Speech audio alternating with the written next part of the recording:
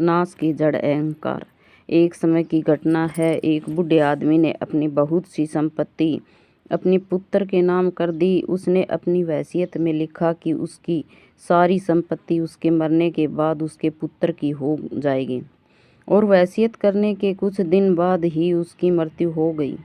संपत्ति इतनी अधिक थी कि उसका पुत्र और आगे आने वाले 7 पुश्तें तक भी आराम से बैठे बैठे बिना कोई काम धंधा किए खा पी सकता था। मगर उसका पुत्र अभी भी संतुष्ट नहीं था। वह अधिक से अधिक धन कमाना चाहता था। इसलिए उसने अपनी सभी अचल संपत्ति बेच दी और भिन्न भिन्न वस्तुओं की खरीदारी फरोख्त कर उनका व्यापार करना आरंभ कर दिया। भाग्यवश से वह बहुत कम समय में अत्यधिक सफल हुआ तथा शीघ्र ही पहले से अधिक धनवान हो गया। उसने इतना अधिक इकट्ठा कर लिया कि दूसरे व्यापारी उससे ईर्ष्या करने लगे। कभी कभी दूसरे व्यापारी या उसके मित्र उससे सफलता का रहस्य पूछते तो वह कहता, मैं इसलिए उन्नति कर रहा हूँ कि मैं अपने धंधे को समझता हूँ और कठोर परिश्रम करता हूँ। मैं अपने ग्राहकों को भी खुश रखना चाहता हूँ। चूँकि उसने सचमुच व्यापार में तरक्की की थी, इसलिए उसके मित्र और अन्य व्यापारी उसकी शेखीबाजी को सच मानते थे। अपने इस कामयाबी के कारण उसमें बड़ा ही अहंकार आ गया था। मगर उसे फिर भी अपने धन में संतुष्टि नहीं थी। वह अभी भी बहुत सा धन कमाना चाहता था। उसने व्यापार में अपने हाथ पैर फैलाने आरंभ कर दिए।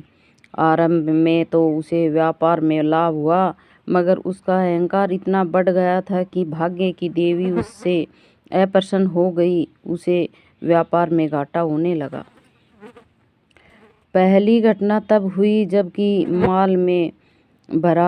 माल से भरा उसका समुद्री जहाज डाकुओं ने लूट लिया। दूसरी घटना में माल से लदा जहाज अरब सागर में डूब गया। उसके भाग्य में कुछ न कुछ अपशगुन उत्पन्न हो गया था। तीसरी घटना ने उसे बिल्कुल ही उखाड़ फेंका। वह दर दर का भिखारी बन गया। उसका सारा व्यापार चौपट हो गया। उसकी यह दुर्दशा देखकर उसके मित्रों ने पूछा, भाई तुम्हारी यह दुर्दशा आखिर कैसे हुई? इस पर उसने अपने भाग्य को कोसा और कहा, क्या बताऊं, किस्मत ने साथ नहीं दिया।